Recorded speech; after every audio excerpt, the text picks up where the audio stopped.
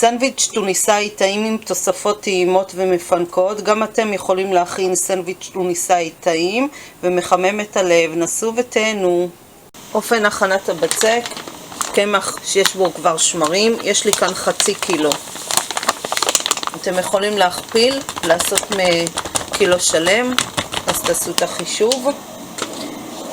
כך, אני שמה סוכר,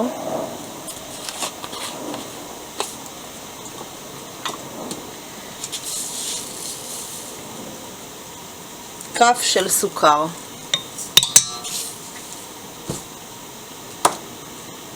מלח,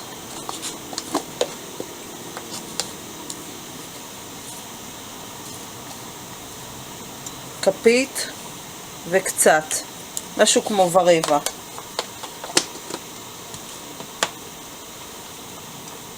אלכוהול או ערק או וודקה, מה שיש לכם.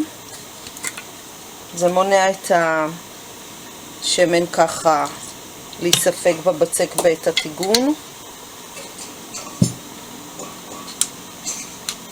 משהו כמו בכוס כזו, קרוב לחצי כוס של שמן, אבל טיפה פחות, אז זה טיפה פחות מחצי כוס של שמן פלסטיק בכוס כזו.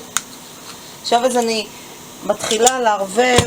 יש לי כאן ככוס כזו, זה כוס רגילה, זה כמו מידה של כוס בינלאומית, מים שהם פושרים, מים שהם נעימים לנגיעה. אני אתחיל לאבד ואני אוסיף את המים לפי הצורך לבצק נעים ורך. אז אם חסר עוד מים, אז מוסיפים.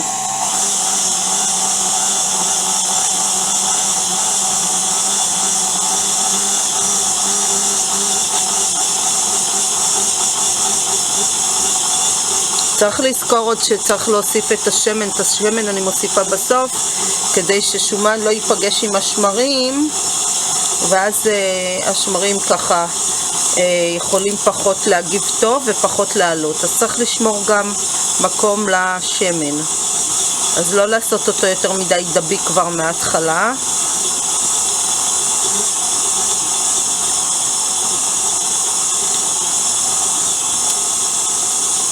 אני אוסיף את השמן עכשיו.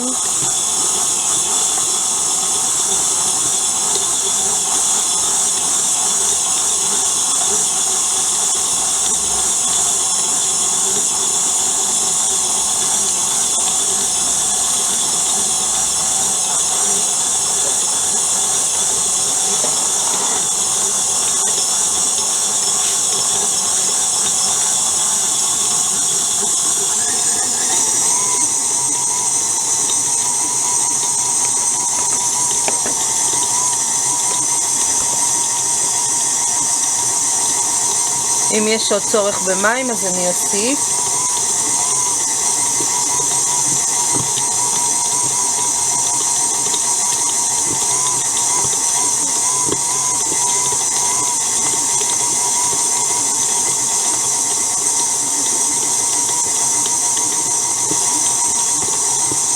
לא השתמשתי בכל כמות המים, נשארה לי כאן כמשהו כמו 2 כפות, אז אני אוסיף אותם עוד קצת.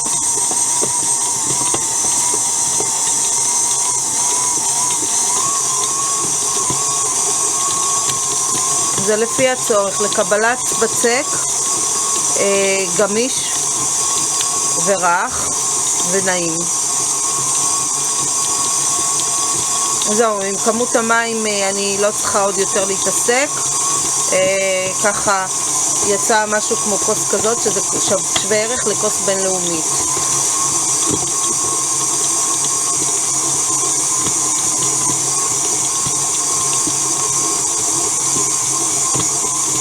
אז מה שאני עושה עכשיו, הבצק שלי הוא די ככה רך וטוב. אני נותנת 6-7 דקות לישה במהירות בינונית במיקסר. הוא ככה יאסוף את כל הבצק וייתן לו גמישות, והלחמניות יצאו יותר רכות וטעימות. אז 7 דקות במיקסר עד מהירות בינונית גבוהה.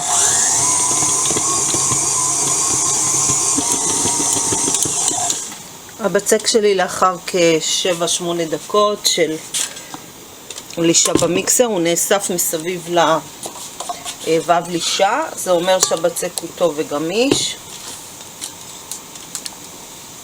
אני מורידה אותו למטה, אני לא צריכה את הוו לישה.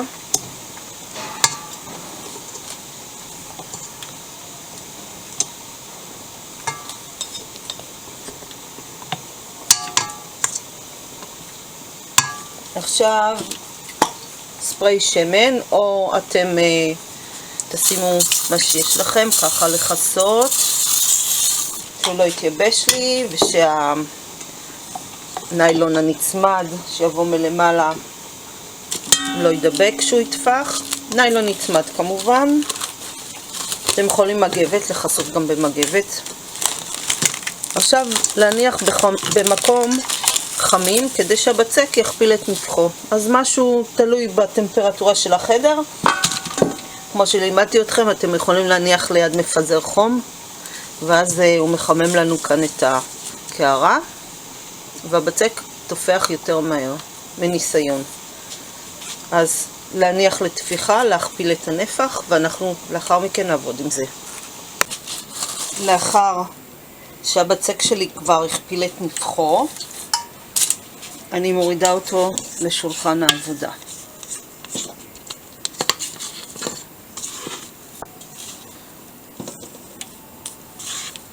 שולחן מקומח, חייב לקמח, אחרת הבצק ידבק לכם ולא תוכלו לעבוד איתו. עכשיו צריך לחלק את זה ללחמניות, אז כך.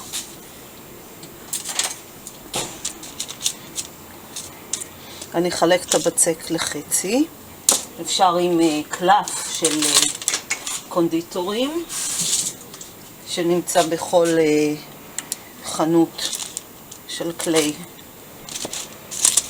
בית.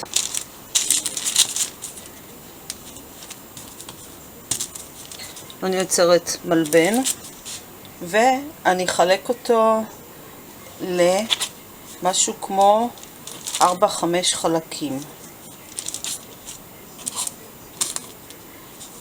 בערך.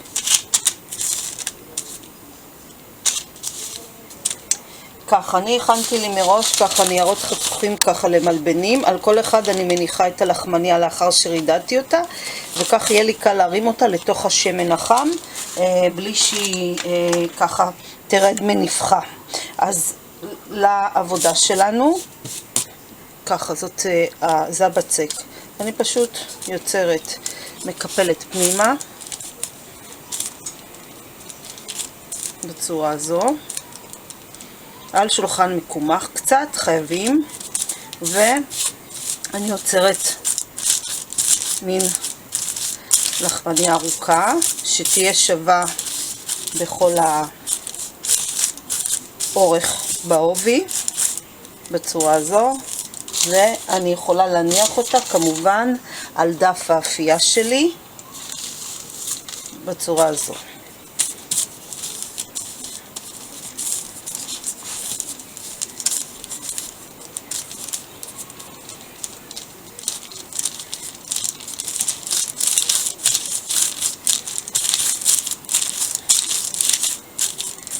אני אניח את זה כדי שהם יטפחו לנו.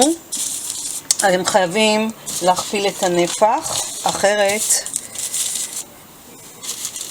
הם לא יצאו אווריריות וטעימות. אז ככה לעבוד עם כל הבצק, עם כל החתיכות.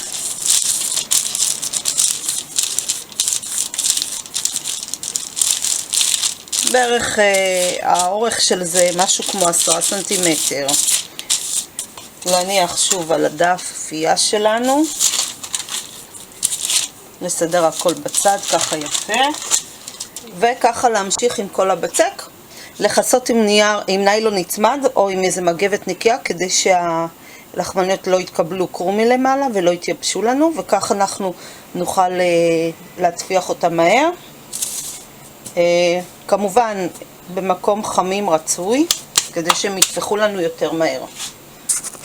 חלק מהלחמניות כבר טפחו, הן מוכנות טיגון. אז ככה אני מחממת לי שמן קנולה בתוך או סיר רחב או סיר יותר קטן, אתם תחליטו. בסיר רחב אפשר לשים יותר יחידות לטיגון.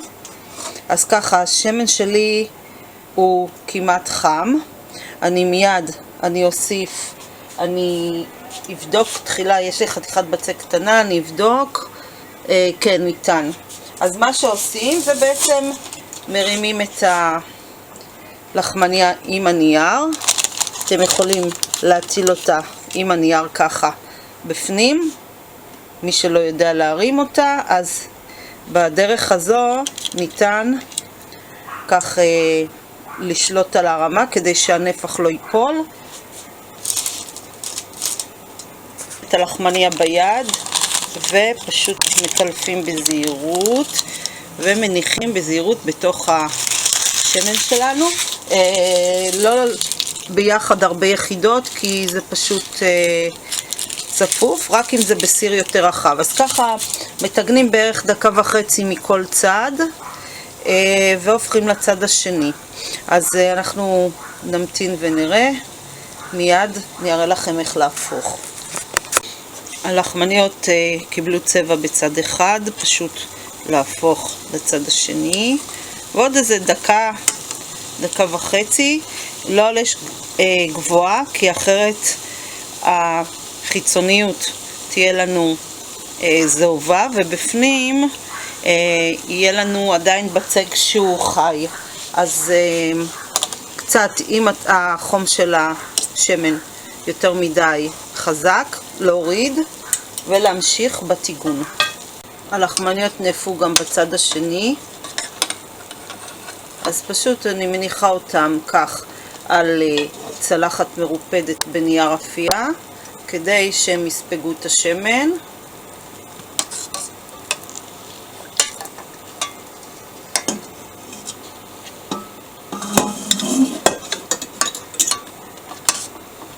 גם את זו. ואני ממשיכה לטגן את שאר הלחמניות. אז כמו שאמרנו, אם אתם שמים עם הנייר, לנייר לא קורה כלום. אפשר תמיד להוציא אותו.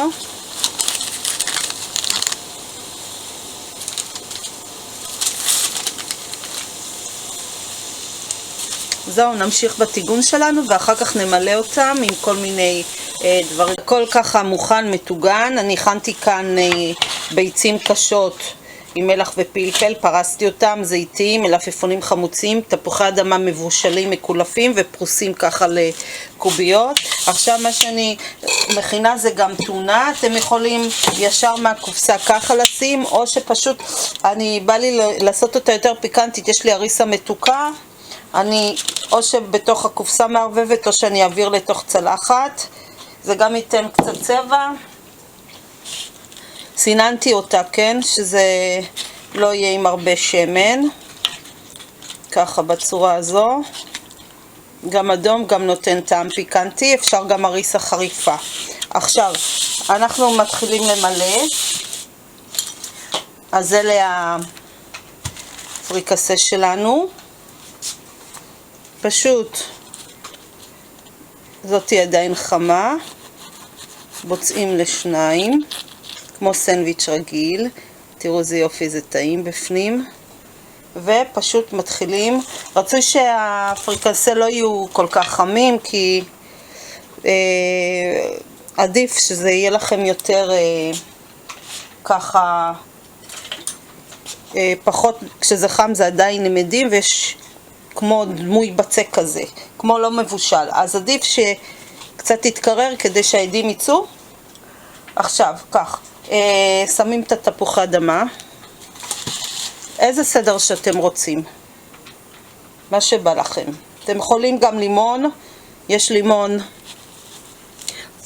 ככה שהוא מחמיצים אותו, שאפשר לשים אותו, שזה אופייני. יש גם סלט דלעת, תירשי קוראים לזה, כל אחד שישים מה שהוא אוהב. ביצים, הם יכולים לחתוך יותר דק אפילו.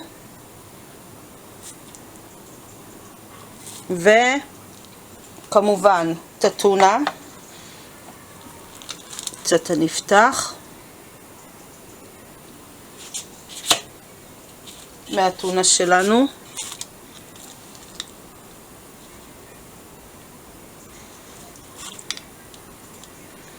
אפשר זיתים שחורים, עדיף לא מושחרים, כי מושחרים אלו זיתים שהוסיפו להם חומר, אז זיתים שחורים לא מושחרים עדיף, זה גם מאוד יפה, יהיה גם טעים. עכשיו מלפפון חמוץ,